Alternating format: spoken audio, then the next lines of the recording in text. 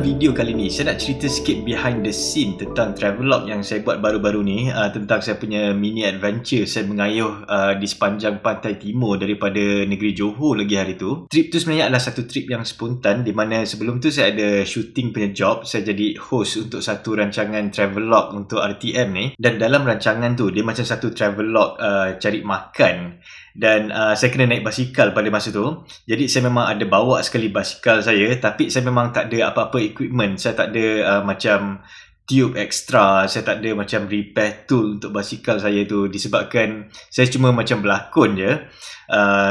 Saya cuma kayuh dalam 1-2 kilometer macam tu untuk shooting. Tapi lepas tu basikal tu saya letak dalam van. Dan episod terakhir kita orang sebenarnya shoot dekat Desaru dekat Johor. Dan masa episod terakhir tu, hari terakhir masa saya shoot tu, masa itulah saya terfikir, apa kata habis shoot ni je saya nak mengayuh sendiri. Jadi saya cakap dengan producer tu, saya cakap dia balik je KL sendiri, disebabkan saya akan balik sendiri. Saya akan bawa basikal saya. Dan trip saya tu sebenarnya saya nak buat kejap je, mungkin dalam seminggu ataupun 8 hari je, disebabkan bila saya tengok dekat Google Map, distance daripada Desaru tu sampailah dekat Kelantan cumalah lebih kurang dalam 700 kilometer. Jadi saya fikir mungkin dalam 8 hari macam tu saya akan sampai dekat Kelantan. Tapi seperti biasalah, saya punya plan sebenarnya memang tak pernah jadi. Baru sehari saya kayuh daripada Kota Tinggi sampai ke Mersing. Dan bila saya dah sampai dekat Mersing tu, saya plan mungkin saya nak masuk pulau. Saya nak masuk pulau Babi Besar. Mungkin saya akan tidur dalam 1 ataupun 2 malam je. Tapi end up saya duduk dekat pulau tu selama 2 minggu. Dan trip saya nak mengayuh sampai ke Kelantan yang pada mula-mula saya plan cuma 8 hari tu, jadi sampai lebih kurang 2 bulan lamanya. Tapi saya tak kisah sangat, disebabkan pada masa tu saya memang tak ada apa-apa plan dalam masa sebulan 2 tu. Dan saya rasa itu adalah satu-satunya saya punya opportunity untuk tengok negara saya sendiri. Kerana sebelum ni saya sebenarnya memang tak explore saya punya negara sendiri, especially dekat Semenanjung Malaysia. Tapi macam yang saya ceritakan dalam video saya yang lepas, saya mengembara dekat dalam Malaysia ni, saya tak rasa saya ni macam mengembara sangat sebenarnya. Kerana bagi saya mengembara tu adalah pergi ke satu tempat yang unknown. Tapi dekat dalam Malaysia ni, bagi saya tempat-tempat tu bukanlah unknown. Kerana saya tahu kalau saya mengayuh daripada Johor, saya mengayuh ke arah utara, saya tahu lepas tu saya akan sampai Kuantan. Dan kalau saya keep going, lepas tu saya akan sampai ke Terengganu. Dan saya masih lagi cakap bahasa ibunda saya. Saya masih lagi cakap dalam bahasa Melayu. Saya masih lagi makan nasi, makan lauk pauk, makan ikan patin, makan asam pedas semua ni. Tapi saya menganggap saya punya trip tu lebih kepada saya nak tahu apa yang ada dekat belakang rumah saya, apa yang ada dekat halaman rumah saya sendiri. Tapi satu yang best mengayuh dekat dalam negara sendiri ni, saya jumpa ramai orang. Ramai orang yang saya jumpa tu memang dah kenal saya daripada TV, daripada YouTube video saya yang sebelum ni. Dan diorang ni semua melayan saya dengan baik sekali. Diorang belanja saya makan, diorang bawa saya jalan-jalan semua, belanja saya minum semua. Dan benda macam ni sebenarnya buat saya rasa macam very appreciated. Saya rasa macam saya ni amat dihargai. Dan hospitality yang saya dapat dekat Pantai Timur ni, especially orang-orang dekat belah-belah Terengganu ni, dia macam mengingatkan saya balik masa saya mengayuh dekat China dulu, masa saya mengayuh dekat Tibet, dekat desert, dekat Xinjiang semua dulu. Orang semua memang hospitality diorang memang the best. Memang banyak kali orang belanja saya makan, orang sedekah duit dekat saya semua. Dan walaupun saya mengembara berseorangan, tapi saya tak rasa lonely. Dan sebenarnya saya buat ramai kawan baru daripada negeri Johor tu sampailah dekat Kelantan. Okay, anyway, cerita pasal basikal pula. Saya ni bukanlah orang yang terbaik untuk recommend brand-brand basikal ni. Pasal saya sebenarnya tak kisah pasal brand. Saya memang belasah je pakai basikal apa-apa. Tapi yang basikal yang saya pakai sebelum ni adalah Polygon Band R5. Yang tu saya dapat sponsor daripada Rodaling Malaysia.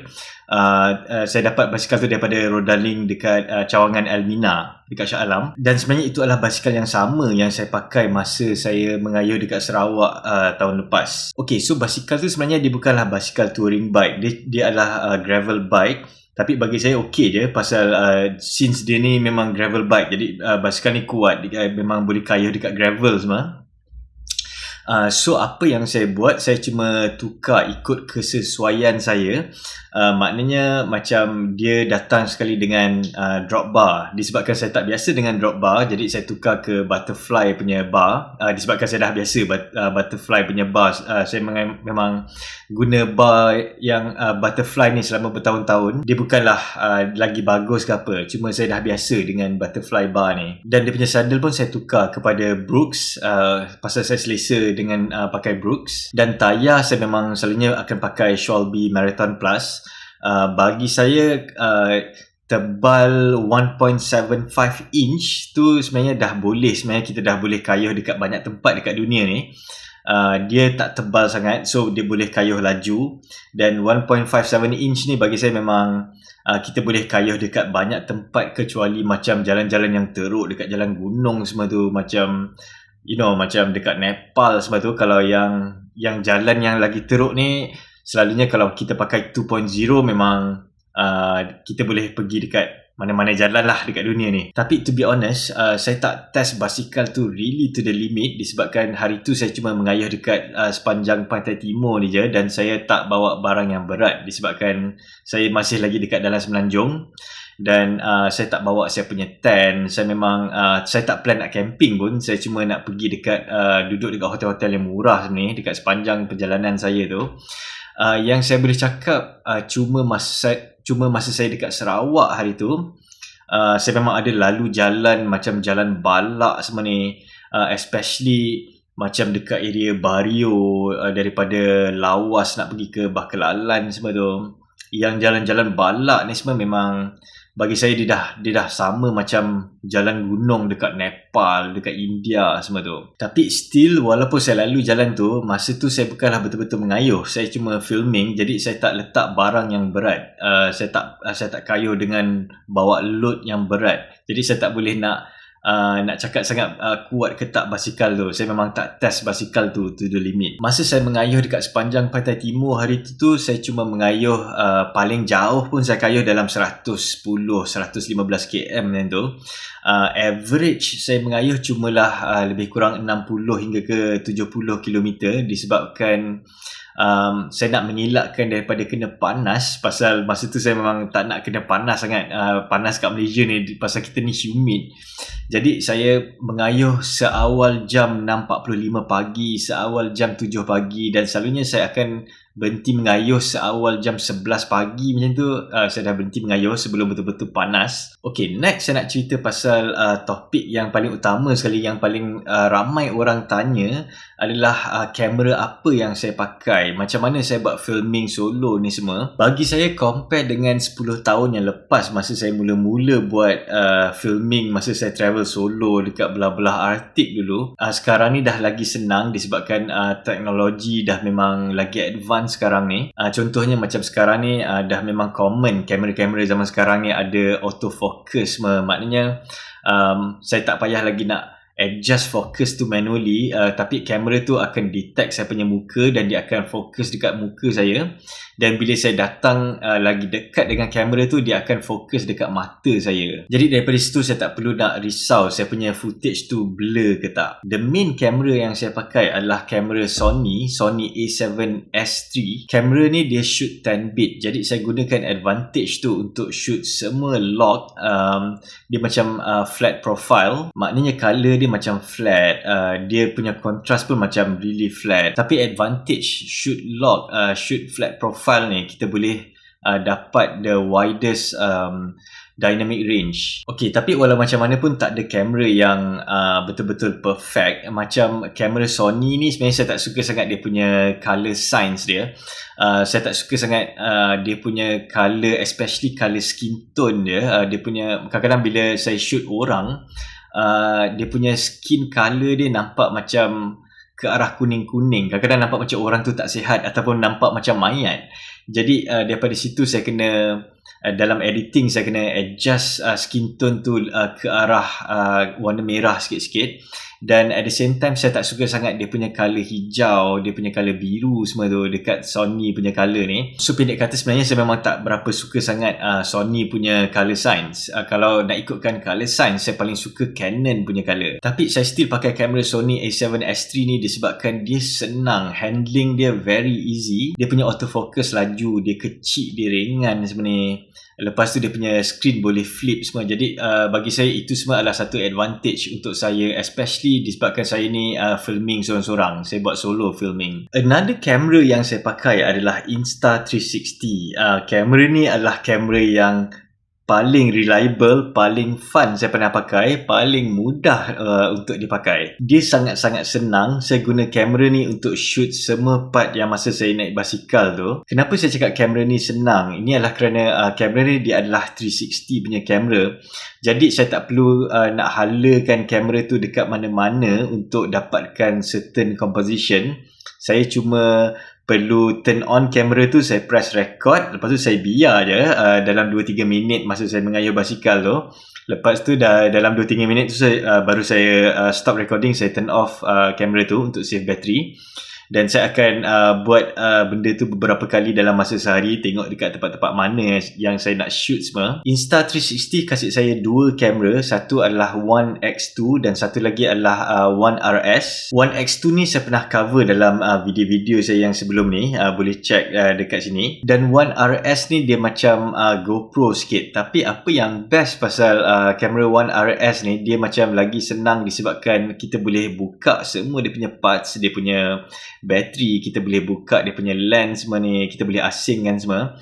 Dan daripada situ kita boleh tukar lens tu, kita nak pakai 1 inch punya lens ke, kita nak pakai 4K punya lens ke, kita nak pakai 360 punya lens ke. Dia memang senang lah bagi saya ada benda ni. And then dia punya quality pun bagi saya acceptable untuk action punya kamera. Dan disebabkan dia adalah action kamera, jadi dia kecil, dia ringan dan dia kuat. Jadi tak kisah sangat lah kalau macam kena hujan semua ni, kalau kamera tu terjatuh ke apa. Dan yang paling penting, nak set up dia senang, especially bila kita pergi travel semua ni. Kadang-kadang kita tak nak macam leceh sangat nak setting kamera ni semua. Jadi action kamera ni kita memang selalunya kita akan point and shoot je, memang simple je nak handling dia. Jadi selalunya saya memang akan turn on, lepas tu saya press record and that's it. Satu lagi, disebabkan dia adalah 360 kamera, jadi file yang direkodkan tu bukanlah file video biasa macam MP4 semua ni. Dia memang 360 punya file. Jadi kita perlukan Insta360 Studio punya software untuk kita buka file tu. Dan once kita buka file tu dalam Insta360 Studio ni, masa itulah kita boleh pilih dia punya composition. Disebabkan kamera ni 360, dia nampak semua benda. Jadi masa time editing tu kita boleh pilih kita nak kamera tu menghadap dekat kita ke, kita nak kamera tu menghadap ke dekat depan ke, dekat atas ke, bawah ke, mana-mana yang kita nak. Dan bagi saya software ni pun memang very simple. Selalunya apa yang saya pakai untuk software ni, saya akan pilih saya punya composition, lepas tu saya akan set berapa duration dia semua, dan lepas tu saya akan exportkan dekat higher setting. Selalunya saya akan pakai setting yang macam ni, 5706x2160, and then saya akan pilih MOV QuickTime nya file. Kamera ni pun dia cumalah shoot 8-bit, jadi saya tak kacau sangat dia punya color grading. Dah nampak macam okey. Saya akan color grade sikit-sikit je. Dan selalunya software yang saya pakai untuk color grading adalah DaVinci Resolve. Untuk sound pula, macam mana saya record saya punya voice, especially masa saya tengah vlogging, saya pakai Synco P2L. Yang ni memang mikrofon ni adalah untuk Android punya phone. Mikrofon ni dia kecil, ringan dan memang betul-betul murah, very affordable. Nak set up dia senang, dia memang plug and play je. Kita buka daripada dia punya casing tu, lepas tu kita letak dekat kita punya phone. Dan satu lagi, dan mikrofon tu kita just klipkan dekat baju kita je, dan dia memang terus connect automatically via Bluetooth, dan distance coverage saya memang jauh, lebih kurang 150 meter, dan bila saya test sebenarnya lebih 150 meter, dalam hampir-hampir 200 meter baru ada macam signal loss sikit. Dan voice punya quality dia pun memang bagi saya really acceptable. Selalunya saya akan edit juga saya punya voice tu dekat dalam Adobe Audition untuk try minimize background noise, apa-apa bunyi-bunyi yang lain, supaya saya punya voice tu lagi stand out. So untuk buang background noise tu memang senang. Kalau nak buat dalam Adobe Audition, nak buat dekat dalam Adobe Premiere ke, dia macam-macam software yang ada sekarang ni yang available untuk kita buang background noise ni. Dan kalau ada sesiapa yang berminat nak dapatkan Synco P2L ni ataupun Synco P2T kalau yang pakai iPhone, saya ada letak link dia semua dekat description video ni. Okey, satu lagi yang saya nak share adalah part editing, macam mana saya shooting semua. Cara saya shooting saya punya travelog ni adalah saya memang buat guerrilla style. Maknanya saya masa saya travel tu, apa yang saya nampak saya shoot je semua benda. Memang saya tak ada plan apa-apa, saya tak ada nak buat storyboard ke apa tu semua, memang tak ada. Memang normally kalau orang buat vlog memang macam tu. Tapi apa yang saya minat, especially masa saya travel dekat Pantai Timur hari tu, saya banyak jumpa orang-orang yang menarik ni semua. Jadi saya banyak approach diorang untuk interview diorang, disebabkan saya tak nak buat saya punya content ni semata-mata untuk tunjukkan saya punya journey travel dengan basikal tu je. Tapi saya memang nak tunjukkan isi dia. Saya nak dokumentkan local life. Saya nak tunjukkan macam mana cara hidup orang-orang tempatan, macam mana culture orang-orang tempatan semua ni. Kerana bagi saya itu adalah sesuatu yang menarik untuk saya punya audience, dan juga saya sendiri pun dapat belajar banyak benda kalau saya buat macam tu, kalau saya dokumentkan orang-orang lokal semua ni. Dan bila saya dah shoot semua tu, masa saya balik dekat komputer saya, masa saya nak edit dekat komputer saya, masa itulah baru saya susun saya punya footage tu semua in order. Lepas tu barulah saya buat dia punya cerita, dan pada masa itulah saya create dia punya script semua, apa yang saya nak cakap, apa yang saya nak describe dalam video-video saya tu. Dan lastly barulah saya cari music yang sesuai untuk share saya punya emotion kepada saya punya audience. Dan ada juga yang saya baca komen orang tanya pasal cara saya buat color grading. Software yang saya pakai untuk color grading adalah DaVinci Resolve.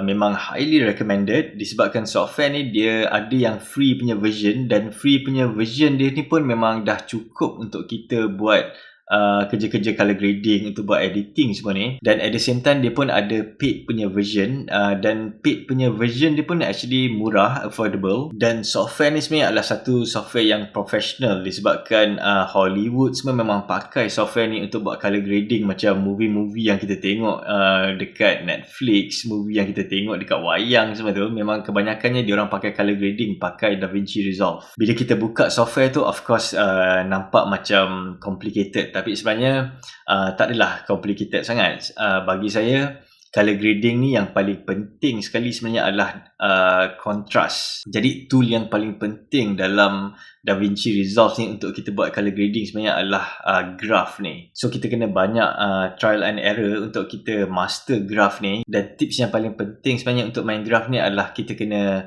always retain dia punya detail dekat both shadow dengan dia punya highlight. Bila kita dah play around dengan contrast tu, barulah kita boleh manipulate dia punya color. Dan disebabkan footage daripada saya punya main camera Sony a7S III ni adalah 10-bit punya footages, jadi saya tak ada masalah nak tarik graph tu to the extreme tanpa merosakkan kualiti image dalam video tu. Dan kalau ada siapa-siapa yang nak belajar lagi detail macam mana saya buat color grading, boleh tengok video-video saya yang lepas semua ni. Saya memang pernah share macam mana saya color grade saya punya videos pakai DaVinci Resolve. So itulah sedikit sebanyak yang saya boleh sharekan tentang dia punya behind behind the scene saya punya latest vlog yang masa saya mengayuh dekat Pantai Timur hari tu.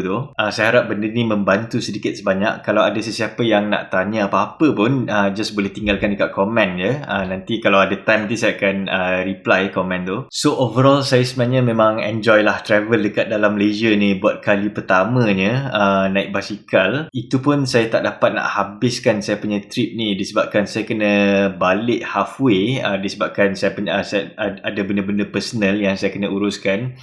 Salah satunya adalah anak-anak saya daripada Kyrgyzstan akhirnya balik dekat Malaysia setelah hampir 3 tahun diorang tersangkut dekat Kyrgyzstan due to the pandemic hari tu. So macam-macam lah benda yang saya kena buat dekat KL, jadi saya tak boleh nak teruskan. Dan lepas tu pun at one point saya kena pergi ke Switzerland, saya kena jadi guide sekejap. Dan bila saya balik tu dah mula free balik, masa tu dah tiba musim tengkujuh dan sekarang ni pula musim banjir. Jadi saya terpaksa hold dulu saya punya trip nak naik basikal travel dalam Malaysia ni. Dan bagi saya sebenarnya banyak lagi tempat yang saya nak explore slowly dengan basikal, very slow. Terutamanya tempat macam Perlis, Kedah, Perak semua ni. Saya memang plan nak masuk kampung-kampung ni. Saya rasa memang very exciting kalau dapat masuk area-area kampung ni semua. Pasal masa saya dekat belah Terengganu hari tu, especially masa dekat kampung Penarik tu, saya rasa betul-betul teruja bila tengok masyarakat tempatan kat sana. Diorang masih lagi berpegang kepada culture yang masih lagi kuat dekat sana. Dan pada masa tu saya terfikir macam sekarang ni adalah the best time kalau kita nak travel untuk tengok our own culture.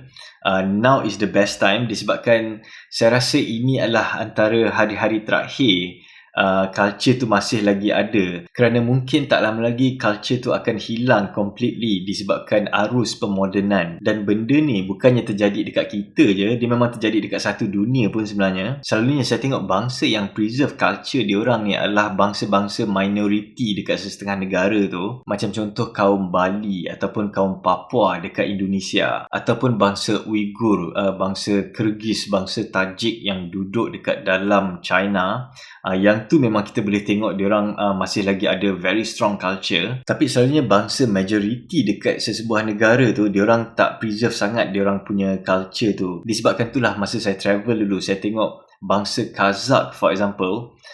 Bangsa Kazakh dekat dalam negara China ni, dia lagi kuat culture dia compare dengan Kazakhstan. Sama jugalah dengan bangsa Kyrgyz, bangsa Tajik dekat China. Diorang punya culture masih lagi very strong compare dengan dekat Kyrgyzstan ataupun compare dekat dengan Tajikistan. So far the only country yang bangsa majority dia masih lagi berpegang kuat pada culture dia yang saya pernah come across adalah Bhutan. Macam orang Bhutanese dekat Bhutan ni, diorang memang very strong culture.